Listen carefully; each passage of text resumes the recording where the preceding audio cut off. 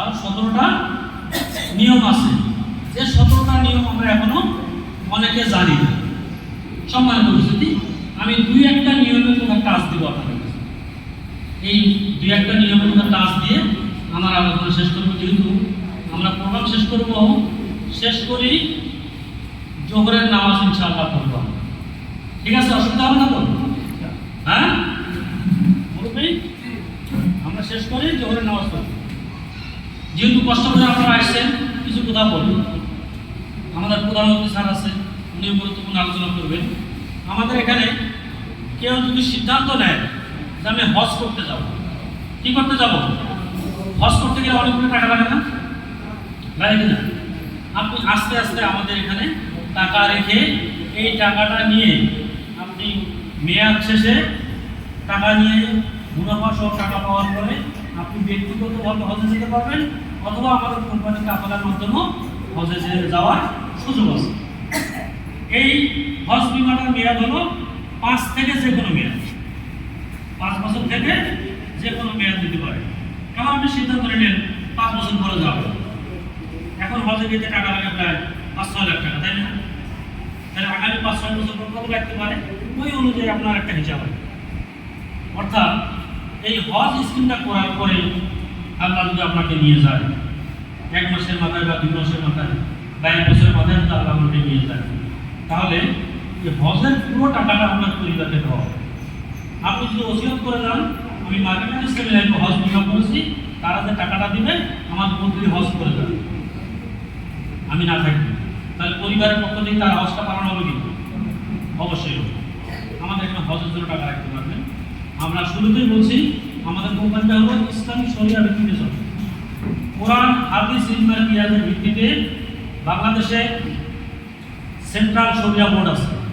এই শরিয়া বোর্ডের দিক নির্দেশনা অনুযায়ী আমাদের কোম্পানি যে পরিচালনা পর্ষদ আছে তারা ব্যবসা করে। এই ব্যবসা করে যে মুনাফা অর্জন হয়, এই মুনাফা অর্জনের 90% দেয় গ্রাহককে, 10% দেয় কোম্পানি। এতে লাভ বেশি হলে বেশি দেয়, কম হলে কম দেয়। সম্মানিত উপস্থিতি, তাহলে কি বললাম? আপনি হজের জন্য টাকা রাখতে পারেন। কিসের জন্য? হজের জন্য। আপনার সন্তান আছে, এই সন্তানের ভবিষ্যৎ বাস্তবায়ন করে দেওয়ার দায়িত্ব কার? প্রত্যেক পিতামাতা, তাই না? এই পিতামাতা সন্তানের জন্য এখানে শিক্ষা বীমা করতে পারবে। শিক্ষা বীমা করলে সন্তানের ভবিষ্যৎ আপনি বেঁচে থাকলেও নিশ্চিত হবে, আপনি না থাকলেও কোম্পানির মাধ্যমে তার ভবিষ্যৎ নিশ্চিত হবে ইনশাআল্লাহ। সম্মানিত, এরপরে আছে আমাদের এখানে দেনমোহর বিষয়। এখানে পুরুষ ভাই যতজন আছেন, আমি জিজ্ঞেস করতে চাই, সবাইকে দেনমোহর পরিশোধ করছেন? বলেন তো, বলতে পারবেন সবাই? আমি হাত তুলতে বলতেছি না, সম্ভব। দেনমোহর পরিশোধ করা খরচ, নামাজ পড়া যেমন খরচ, দেনমোহর পরিশোধ করাও কি খরচ। এই দেনমোহর আপনি একসঙ্গে দিতে পারতেছেন না, কারণ দেনমোহরের অ্যামাউন্টটা অনেক বেশি। কারো 5 লাখ, কারো 7 লাখ, কারো 10 লাখ, কারো 3 লাখ আছে না? এইটা সামর্থ্য আমার এই মুহূর্তে নাই। এই জন্য ইসলামী বীমা হিসাবে আমরা যেন প্রত্যেকে দেনমোহর পরিশোধ করতে পারি, এজন্য এখানে সামান্য টাকা জমা দিয়ে আস্তে আস্তে 10 বছর, 15 বছর, 20 বছর মেয়াদে আপনি দেনমোহর বীমাটা করার মাধ্যমে আপনার স্ত্রীর দেনমোহর পরিশোধ করতে পারেন। সম্মানিত উপস্থিতি, এই দেনমোহর পরিশোধ না করা অবস্থায়, কারণ বান্দার হক তো আল্লাহ মাফ করবে না। স্বামীর কাছে স্ত্রীর হক কি? দেনমোহর পাইতেই হবে। মাফ করে দিছে কিনা ভালো, আল্লাহ ভালো জানে। এই জন্য ওই চিন্তা আশা করা যাবে না আমার স্ত্রী তো আমার বাসর ঘরে নেই, দেনমোহর মাফ করছে। আসলে মাফ করছে কিনা আপনি মারা যাওয়ার পরে বুঝবেন, দুনিয়াতে আপনি বুঝবেন না। এই জন্য পুরুষ ভাই যারা আছেন, যারা দেনমোহর পরিশোধ করেন নাই, মার্কেটিং শ্রেণী লাইনে দেনমোহর পরিশোধের একটা সিস্টেম আছে। আপনি দেনমোহর বীমাটা করে দিবেন, আপনি বেঁচে থাকলে এই সঞ্চয়কৃত টাকাটা মেয়াদ শেষে মুনাফা সহ আপনার সংসারে চলে আসবে, আপনার স্ত্রীর হাতে তুলে দেবেন। আপনার স্ত্রীকে টাকা নিয়ে চলে যাবেন 20 বছর পর, বলে সংসারের টাকা কোথায় যাও? সংসারে তাহলে এটা দিয়ে আমরা ভালো কিছু করি, এই অসুবিধা কি হলো আপনার দেনমোহর কি হলো পরিশোধ হয়ে গেল। আর যদি আপনি মারা যান, যদি দেনমোহর পরিশোধ না হয়, তাহলে কি করা হয়? জানাজার আগে আপনাকে আপনার জানাজার আগে স্ত্রীকে ওই সমাজের কাছে নিয়ে যায় যে আপনার দেনমোহরের টাকাটা মাফ করে দেন, তারপর কি হবে? তার জানাজা হবে, তাই না? আমরা কি এই বেজ্জত হতে চাই? আমরা কি কেউ এই বেজ্জত হতে চাই? হ্যাঁ, কেউ এই বেজ্জত সম্মানিত বুঝতে। তাহলে এটা কি জিল্লতি না? লাস্টারও কি? সম্মানিত উপস্থিতি, যে ভাইরা আছেন, আমি আজকের হাউসে অনুরোধ করব, যারা দেনমোহর পরিশোধ করেন নাই অতি শীঘ্রই, কারণ দুনিয়াতে কখন চলে যাব, দেনমোহর পরিশোধ করার আগেই আল্লাহ যদি স্বামী স্ত্রী উভয় দুনিয়া থেকে চলে যায়, আর এই দেনমোহরের খরচটা আল্লাহর হুকুমটা যদি আমরা পালন না করি, পরকালে আপনারা আমাকে জেনাকারের কাতারে দাঁড়াবে। জান্নাত তো দূরের কথা, আপনি দুনিয়ার খাতায় আপনার বিবাহ শাদী হয়েছে, আল্লাহ খাতায় দেনমোহর পরিশোধ না হওয়ার কারণে কি হলো? আপনি জেনাকারের কাতারে দাঁড়াবেন। আমরা কি ওই কাতারে যেতে চাই কেউ?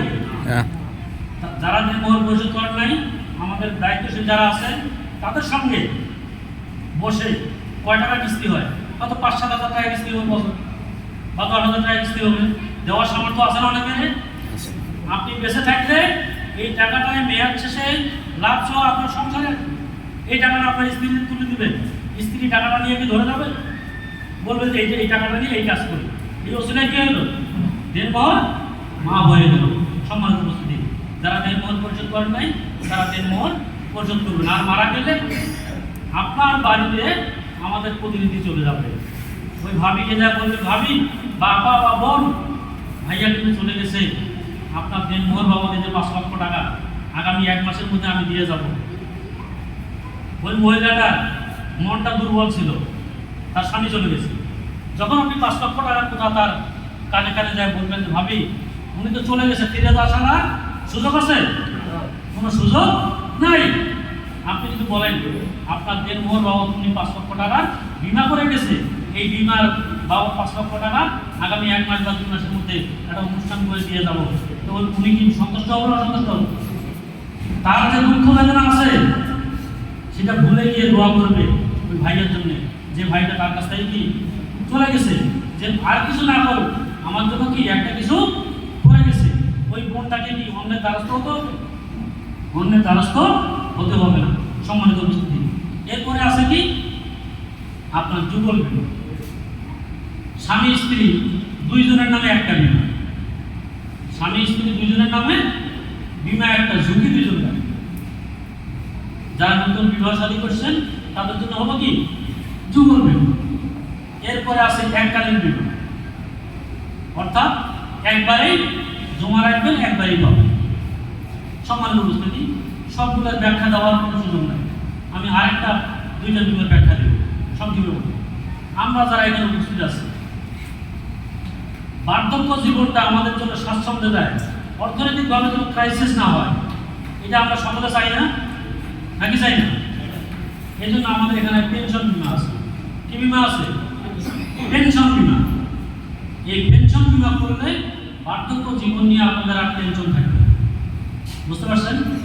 যারা চাকরি বাকরি করে, বিশেষ করে এই গায়ে আছে লোকজনরা, যারা চাকরি করে তাদের চাকরি শেষ হওয়ার পরে মাসে মাসে পেনশন পাবো না। আমরা যারা ব্যবসা করি, চাকরি বাকরি করি না, বিভিন্ন কাজে নিয়োজিত আছে, আমরা কি পেনশন পাবো? কিন্তু বার্ধক্যে একটা সময় আমাকে বার্ধক্যে কি উপনীত হতে হবে। এই জন্য পেনশন বিমা আপনি করবেন। পেনশন বিমার সিস্টেমটা হলো, আমি সংক্ষেপে বলে যাচ্ছি, যখন আপনি সিদ্ধান্ত নেবেন আমাদের লোকজনের কাছে ব্যাখ্যা দেওয়া শুরু করবেন। পেনশন বিমার নিয়ম হলো যে আপনার বয়স সর্বনিম্ন হতে হবে 20। সর্বনিম্ন কত? 20 থেকে 55 বছর বয়স যাবে। 20 থেকে কত? 20 থেকে কত? 55। এই 20 থেকে